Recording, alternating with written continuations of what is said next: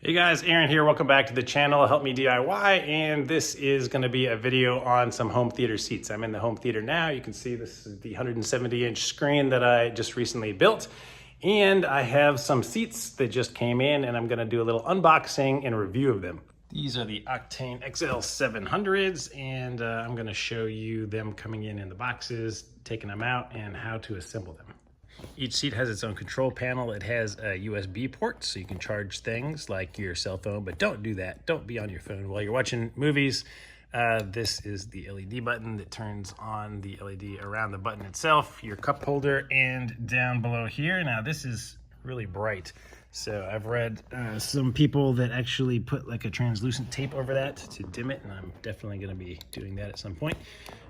This button here reclines and opens your seat, and this one brings it back to its upright position. All right, my Octane XL700 seats have just arrived. They dropped them off outside in the driveway, the neighbor's driveway. Thanks, Michael and Faith, your lifesavers. And the wife and I just hauled them all in here. If you don't have these arm strap things, those things are a lifesaver and amazing. If you're ordering some of these seats, I'll put a link to that in the description because you'll definitely want those to carry them in if you're not paying the extra to have them carry them in. For another $100, they would have brought them in and dropped them off here. Or for $200, they'll bring them in, set them up, and take all the trash out for you. But, you know, I DIY.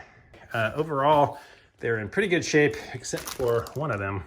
This guy has a whole seam bust open, but from what I can tell, it looks okay on the inside, so I accepted it, and now let's unbox.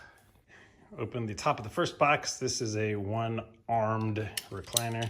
So it's got some gel and bits, and just gonna cut the corners down. So when they're packaged right side up, they're actually laying on, can't tell if that's the front or the back yet, but the legs are down here. Just realized I've never seen the bottom of these in any of the videos or reviews. So here we go. We got a power cord coming up to this guy. And we have our LEDs zip tied down around the front bar here. So that's what it looks like. Here's our plug down here. So I just rocked the base forward out of the box. I got lucky and cut it in a good spot. This is laying on its back. And I guess the back is supposedly all you have to attach to these to assemble them. This is the base by itself. You can see this one just has one arm because if you didn't know, these things don't actually attach together. They just scoot up next to each other. So there'll be another one with an arm that goes right here. And it looks like this is just to protect it in transit so it doesn't scratch up the back seat that's sitting right behind it in the box. And here's the assembly instructions for the back. So essentially it's kind of like a drawer where it has just this locking mechanism. So you just slide it on, push it in firmly, and it locks into place. To remove it, there's a little thing you pry over to the side to release it so you can get the back off. So this is the back out of the box. It's got some little pads for underneath your chair in case you're putting it on wood, I guess, so it doesn't slide around. And here are the little side pieces that you push in and snap into place. So that's what that looks like. And then it's got a little flap on the back that's gonna come down and cover the back of your chair. Here's the power cord bundled on the back with a little bit of Velcro. So let's see how long this cord is. Oh, man. That is a super long cord. It goes all the way over to my wall. So I'm guessing that's it's probably like 10 feet of cord. So I'm gonna try to set the top on here and lock it in. The top itself is nice and light. Come over here. Over here. All right. Yep, that's all it is. That one is now locked into place. Yeah, that's a little thing you would push in here to release it if you wanted to. So real quickly, we'll plug it into my nice electrical that I just did. And it instantly lights up. LEDs turn on. I assume this is the button that turns them on and off. Yep. So turn those on and off. And that up and nice, smooth, quiet operation. Yeah, in this little bag, it says that if you're putting it on carpet like I am, you don't need these. If you're putting it on a hard surface, it'll keep it from sliding around, also scratching. We also have a user guide for setup and warranty. So let's see if we did it right without reading the directions. Unpacked the box, yes. We removed all the packaging from the seat base, yes. We attached the seat back, but locking it into place.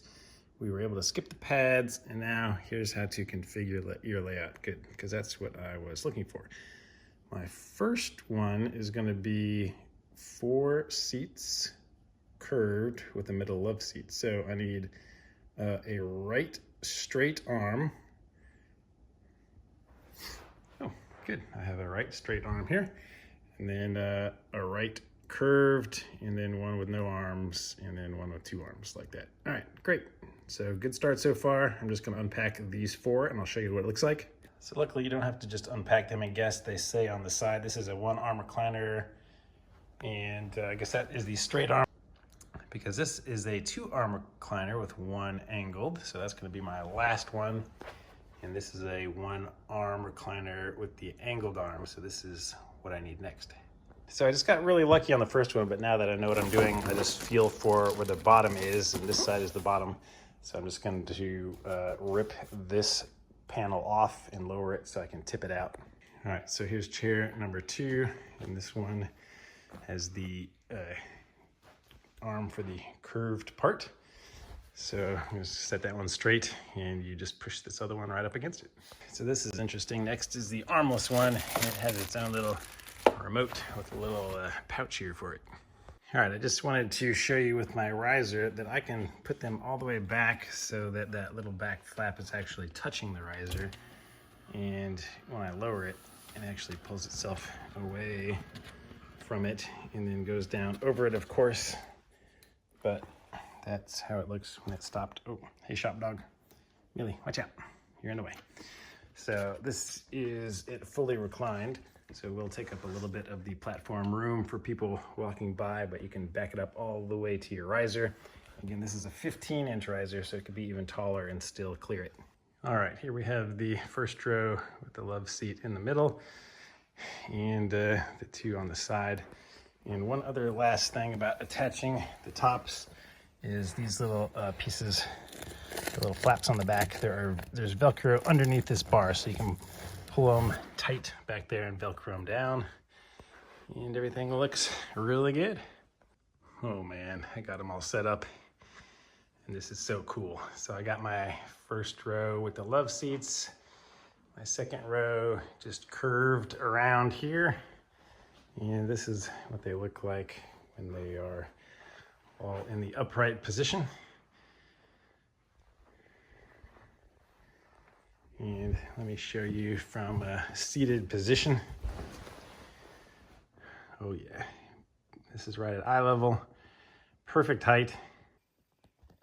Now I've got the back row all reclined, and I'm laying down and still can see over the seats even if they are fully up. All right, I did notice something interesting. If you try to recline one back with nobody on it, it doesn't come up all the way like this. At first I did that to try to speed this process up. I thought there was a problem, but then when I went and sat on it and did it, it came up normally.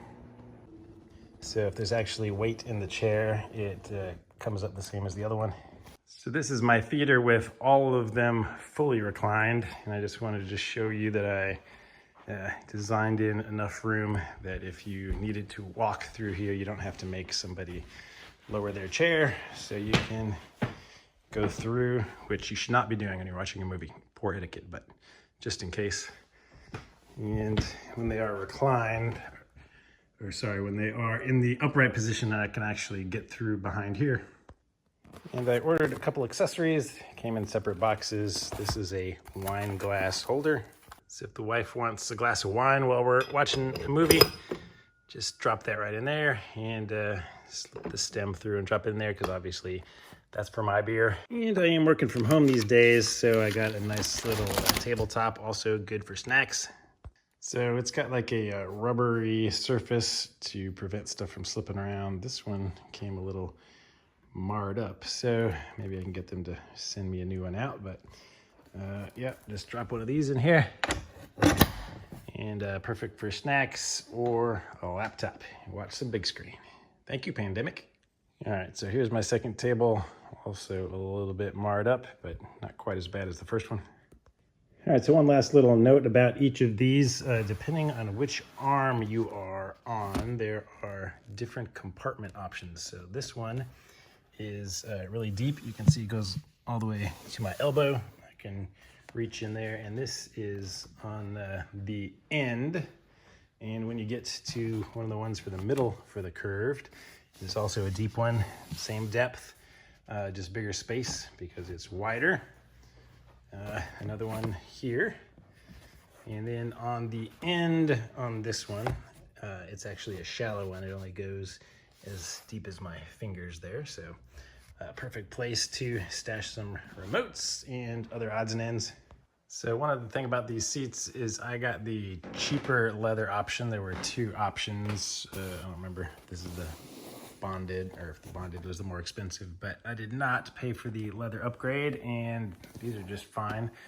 No issues with them at all. The total for these was about $5,900. There was $1,000 off special going on for Cyber Monday, but I think they kind of always have a deal running. So I don't know if that was any more special than what you can get normally. All right, some people complain that they never get to see anybody actually sitting in the seats. So this is me. I'm 6'1", and they are super comfortable. I've had them for almost a week now. I binged the first two Hobbit movies back to back, and then the next day I watched the third one. So for long-term seating, they're really nice. This is them in operation.